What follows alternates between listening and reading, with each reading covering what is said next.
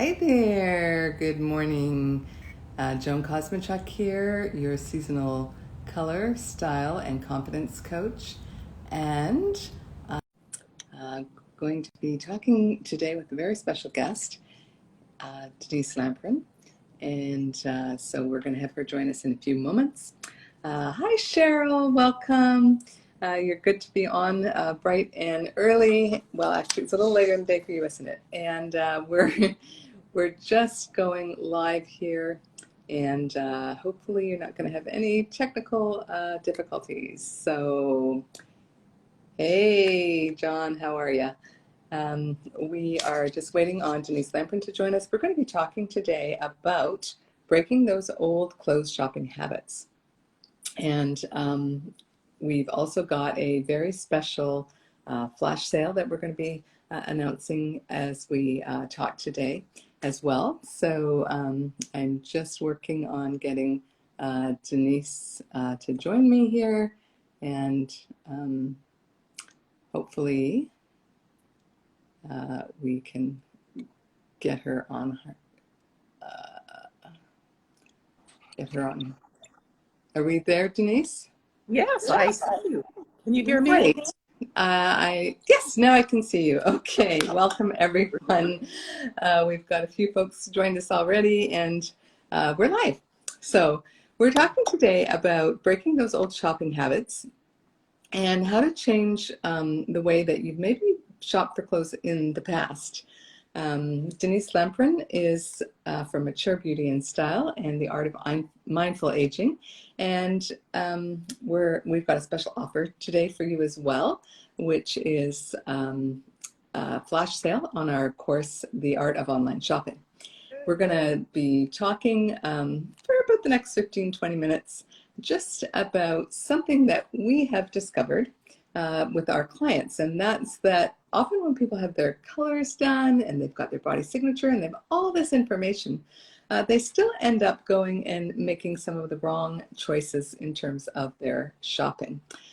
They fall into some old habits, and we were trying to sort of source out why are people struggling, and this is something we always want to help you with.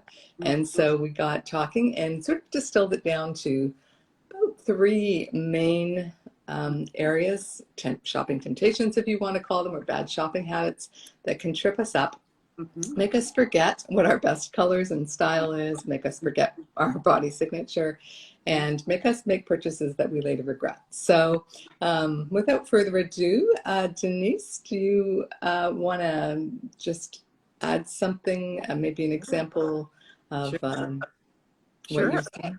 Yeah.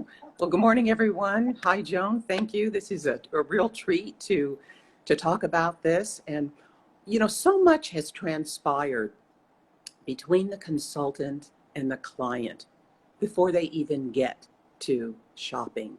And the consultant has sort of passed over this precious package of who they are. And they've got this color palette and they've got information on their body. And there's so much to take in. And yet there's this building excitement. I want to go shop. I want to go shop. And what I have found is I'll get a call from a first pass, I found a jacket that fits and yay. And what about the color? Well, or I found something that's in my colors. How about the fit? Well, so we're in this process of integrating, and figuring out everything that works. And it takes time because, Joan, you and I have both been there. And I certainly remember when I rallied for the color that I had and I went, well, wait a minute, there's more to this than just my colors. So it's not you, it's the process. Be patient with the process. It'll come along, it'll show up. And the more you dive into your colors and experiment, the more you're training your eye and learning about who you are. So those are the two things I found with my clients. Yes, exactly. So let's talk about some of the habits or those common shopping temptations, if you will, that we keep repeating. Because even though we have all this information, old habits die hard. So first one that comes to mind is when people shop what's on trend. You get into a store, or you start seeing those clothing catalogs come, in the mail, or you're noticing your friends are picking up new outfits for the season, and you start getting marketed. Oh, this is the one piece, the perfect summer dress, or the perfect fall jacket. And you've been accustomed perhaps to shopping the trends. So you might forget to check if this particular trend works for you, or how that trend works for you. Exactly. The first thing I want to say about trends, Joan, is that it's a massive push on the part of the designers, the clothing companies, and the stores to make a sale. It has nothing to do with us. Right. Our colors, our bodies has nothing to do with us. And it really preys on our vulnerability. We want to be attractive. We want to be current. We want to wear what's happening. We want to be hip. And so if we can start with the premise that, wait, this really isn't about me. How can I show up in the store really grounded in who I am so that I can shop with clear eyes and not be so influenced?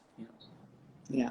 And, sales clerks will definitely try to push you. I mean, I've been there many a time where someone, I've looked in the mirror and I thought, this just doesn't work for me. And a very well-trained salesperson can come in and convince you. Yes. That, oh, no, you look fabulous. No, that's not emphasizing this or that you don't want to emphasize, or no, that this color is great on you. And if you don't have other information, or you're not solid and confident in your information, it's very easy to get lured into that. And who really can make me make bad shopping decisions? My husband.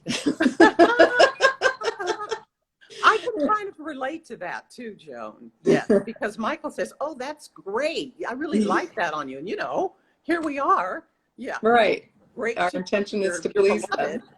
And I've had to say, "See this? This is my color palette. Do you see these shoulders? Tell me again how good that's going to look on me." Yeah. And sometimes when we go shopping with friends, especially around the change of the seasons, and everybody's buying, what's on trend, and you're saying, no, that doesn't work for me. And they're like, no, you look great. It looks fabulous. And it's hard to stand up and say, no, this is not the purchase for me this time. Yes. It really and then is. I think we can do trends. We just have to figure out how we would modify it. Not every trend will work for us, but with some modification, we might be able to do some version of a trend. But again, that takes a little bit more intention and thought and thinking. And awareness of who you are. I really feel that trends their greatest purpose is for inspiration. And to be able to walk away from a trend inspired and reinterpret it for you. That's where you get really creative and you can understand yourself so much better and not be pulled off into a trend. We did that the other day. We saw something, Michael saw a jacket, a corduroy jacket, and we talked about, no, I think we tweak it this way, and we really made it for him, but we were inspired by what we saw. Right. Yeah. Yeah, and I think I did a blog post the other month about the coastal grandmother style trend, which is a huge one that's trending right now. And I think the aesthetic of that appeals to a lot of people even more so. It's the philosophy behind it that appeals to people even more so than individual outfits, because we don't live on a Hollywood movie set, and most of us are going to end up looking kind of frumpy in that style. But there's ways that you can interpret it and take pieces of it to make it work for you. There are elements of it that could work. That's right. Yeah. But you have to, almost if you're going to follow your seasonal color and style advice, you have to say first no to all trends until you've had time to consider whether or not that trend aligns with you. I agree. And to give yourself time in the beginning of your shopping experience just to explore, that you're not going out necessarily to shop. And I know that's hard because you're anxious, but just carrying your palette and walking through and saying, oh, yes, no. So you, again, are training your eye, not under pressure. You know, it's not like you're looking for an outfit. You're just exploring. Right. Yeah. Okay. Next style or shopping habit that we often have to break in order to really be able to embrace our seasonal color and style is the temptation of buying on sale. Yeah. Yes. Oh my. Don't we all know about that? That must be way back in our limbic brain somewhere. It's on sale. You know, we've got Yes. to go. And to the exclusion of almost everything else, it's on sale. You know, I used to buy to make myself feel better, and the price justified it. And so I've been able to invert that by it's got to be in what I call my strategies. I run through my line of strategies, my color, my body signature, and that allows nail piece at the very end. So if I've covered all this, then it really is a bonus. Otherwise, there's no value to it. I don't care if I paid $1 for it. If it's not going to work, walk away. I Yeah, think, because Joan, many of us in the past have had, yeah, many of us in the past have had clothes or closets full of clothes that we bought on sale, but we don't really wear them. And we so, don't, yeah, that's yeah. no help to anyone. And I was going to share that my most empowering moment around shopping has been to walk away, not finding the piece that I've been looking for. That's elation, that's glee, that's reaching my goal. But walking away, I'm not missing out on anything. This isn't a mistake. This is empowering myself. That's the most I felt, is to be able to walk away. So I wanted to share that with everyone, that, you know, it's not weakness, it's actually building that muscle and leading you toward shifting that old habit of habitual shopping into savvy shopping. You know, that's a big piece for most people to cross that bridge. Yeah, absolutely. And of course, we have that the course, which is the art of online shopping, looking how you get those discount prices. Even if you can't find your colors and style on sale, there's lots of ways to do it on the cheap.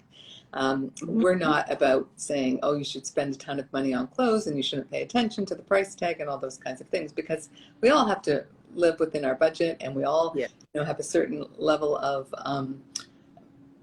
income that we can spend on our wardrobe. We have other expenses, but it's actually not saving money to buy something that isn't the best for you. And so it's just changing that mindset to, I don't shop what's on sale, I shop for what I need, and then I maybe watch for it to come on sale, or I look for it secondhand, or I find some other way to make it, or I buy fewer things. Some other way to change that economic scale. That's good.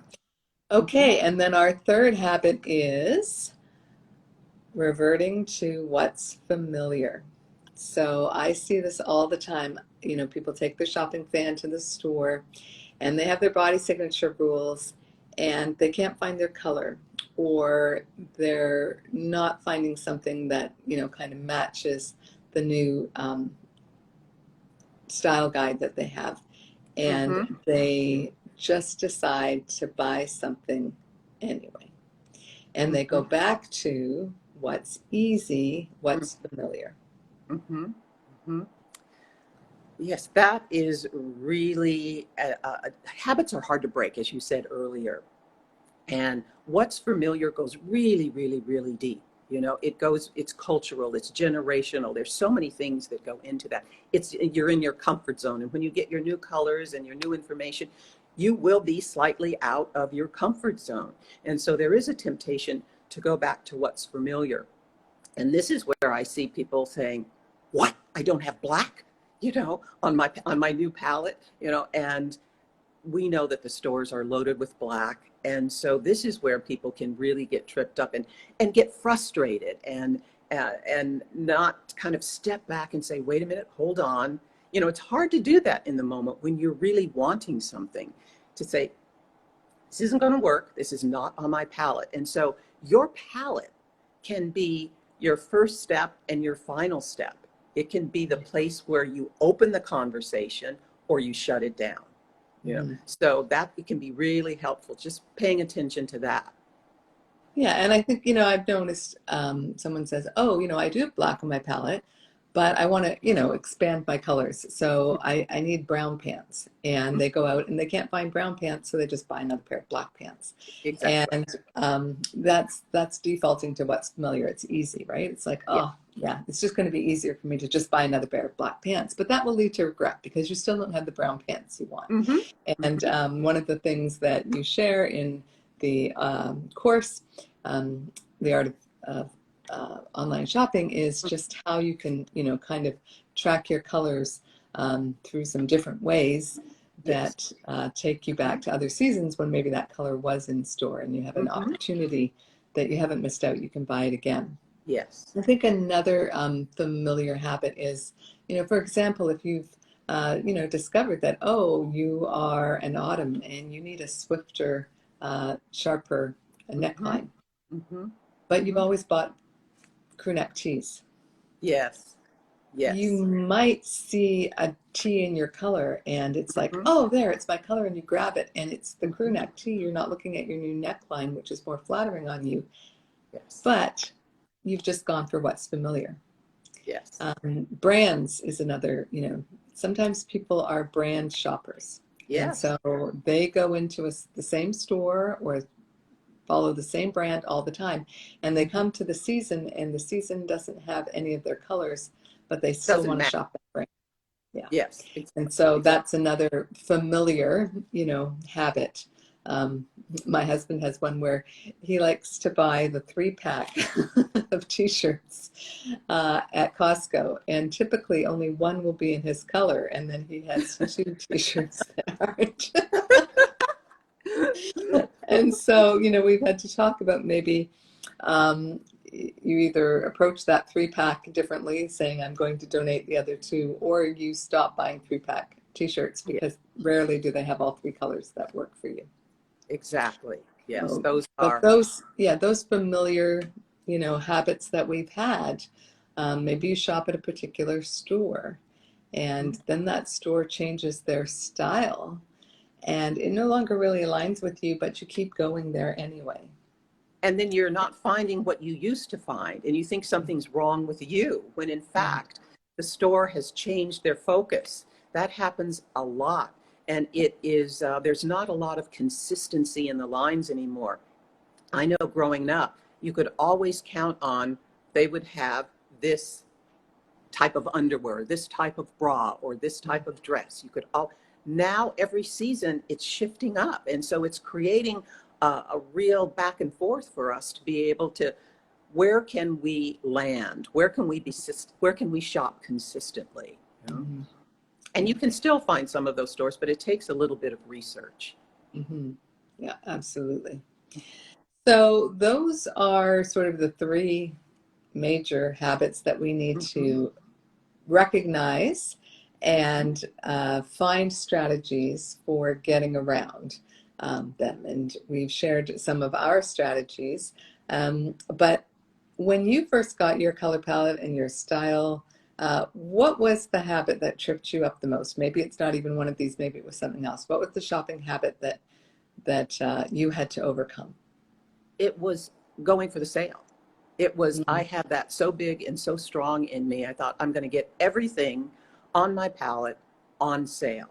And I was so driven by the sale that I kind of lost the spirit and the energy of my wardrobe goals. You know, I sort of put those aside.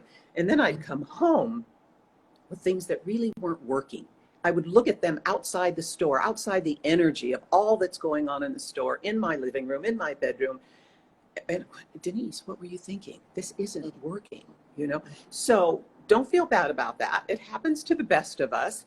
And I gave those things away. I released them so they weren't creating holes in my wardrobe. I let them go. But that was the hardest part for me, is you don't have to get everything on sale. You want to get what's right for you. And if it happens to be on sale, then great. Mm-hmm. And what about you, Joan? So for me, I had, this sounds funny coming from someone who helps other people shop and who, promotes image, but I am a classic under shopper. So I'm the opposite, out there seeking the sales. I don't spend the money at all. So Mm-hmm. I would see the perfect thing and leave it to Ah, say, oh, yeah, that's a great coat. But you know what? It's almost out of coat season. So yeah, I won't buy that today. I'll leave it for next year. But then next year would come and no longer was the oh, item in my size or my color or in my style where it had been uh-huh. absolutely perfect for me. And Mm-hmm. so I had to learn to, if I was limited in my choices by my color and my style and my body signature, then I couldn't be quite as cavalier about letting good things go. Yeah. Because they weren't going to come back around again, and I was going Mm-hmm. to have to start really being more intentional about picking things up when I found them and when I saw them. Mm-hmm. Mm-hmm. Because I don't know if you shopped at some of those home decor stores, like a Home Goods, where stuff comes in and then stuff Mm-hmm. goes out. It's like if you don't grab it today, it's gone, Overnight. right? Yes. If you don't get 5 pillows and you go back for that fifth one, Good luck. it's not going to be there, and you're going to have to Mm-hmm. go to 19 stores to hunt for it. And Mm-hmm. so while I could understand that concept in terms of other kinds of shopping, in terms of my clothes shopping, I just had this really bad habit that I had learned over the years of, saving my money, not just buying things on impulse, but it actually led to me not like having huge holes in my wardrobe. It's like I can remember a winter where, and this was even before I was trying to find boots in my color. I have a wider calf, so it was harder to shop for, and I didn't buy winter boots at the beginning of the season because I thought, oh, well, they'll probably come down in price, or maybe I'll find something better. And, it was spring and I still didn't have a pair of winter boots. And I really suffered that winter. Mm-hmm. Old boots that had Yes. holes in them. And it was like, why am I doing this to myself? Yes. Because I would never do that to someone else that I care about. I always Yeah. make sure that my husband is well dressed and has, up to date everything. Mm-hmm. And yet for myself, I kind of was putting it in the background. So Hold. if you have a Yes. tendency to undershop, Mm-hmm. that's going to trip you up as well because you're going to miss out on the things that you need that are key to your wardrobe. You don't have to have a huge wardrobe, but you have to have certain things. And Yes. I think the flip side of that is people who overshop, but they overshop in a narrow category. So maybe they're always spending their clothing allowance on t-shirts, but they Mm-hmm. have like one pair of pants. Or Yes. they're always spending their clothing allowance on accessories, but they have no dresses or top suits Yeah. to go with them. Yes. And I do see that a lot. Mm-hmm. And that's where shopping with a wardrobe plan, Yes. sort Mm-hmm. of determining ahead of time, okay, what do I need? Mm-hmm. Maybe I need 3 pair of pants. What color do I need them in? What style do I need them in? And then that's what I shop for until I've acquired it. And And so then, you pick it I off your can, list, and then you don't go on yes. until Because what happens is if you go out shopping for you pants you and you buy finish yourself that. yet another Okay. 5 t-shirts, Mm-hmm. is you've That's a spent wonderful your strategy. money, wardrobe money, but you haven't solved your wardrobe problem. So, yeah.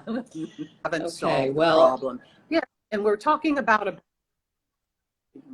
yeah, we're talking about a real balance in shopping, not over shopping or under shopping, but finding that sweet spot for you.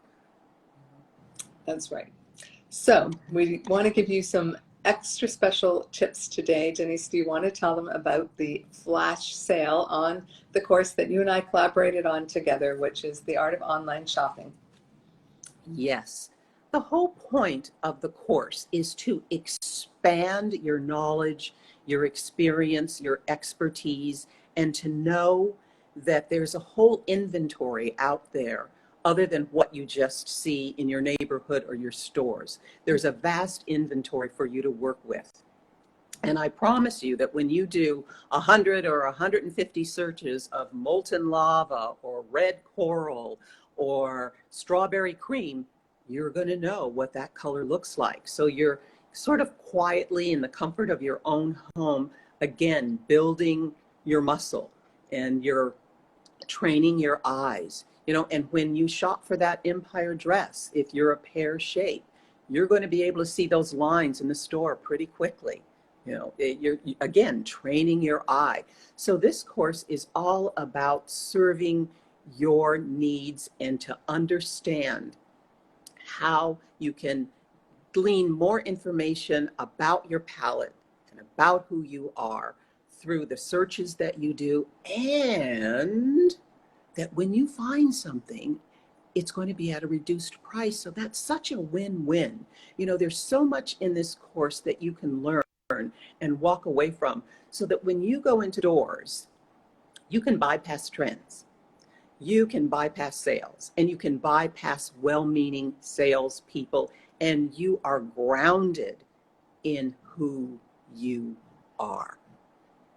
Yes, and it's a real hands-on, basically Yeah. helping you to change some of those shopping habits that we've just talked about Yes. by looking at other Yes. ways to explore and approach shopping for clothing. So normally this course is $49.99, Yes. and we have a 48-hour flash sale of just $9.99. Now this is never going to happen again, folks. It is, I don't know, probably the summer heat. Denise and I said, let's go crazy. We're doing an IG Live. Let's Yes. offer something really amazing. So Yes. you can get the course for the next 48 hours for just $9.99 on my course page, which is the Color and Style Academy at thinkific.com. We will put a link in the comments here. Yeah. And when I do the replay, so you'll be able to find it. Of course, we'll be promoting that on Facebook, and you'll be able to find it there as well. So thank you so much for joining us today. It's been fun. We hope it's been helpful. It's got you thinking a little bit before you get into fall shopping about maybe some habits that you need to break and some new approaches that you need to take. Yes, absolutely. It was a delight to be here, and habits, you can break it. You can do it. Yes, and we're here to support you in that effort. All right. Thanks, everyone. Have a great day. Thank you, everyone. Bye for now. Bye.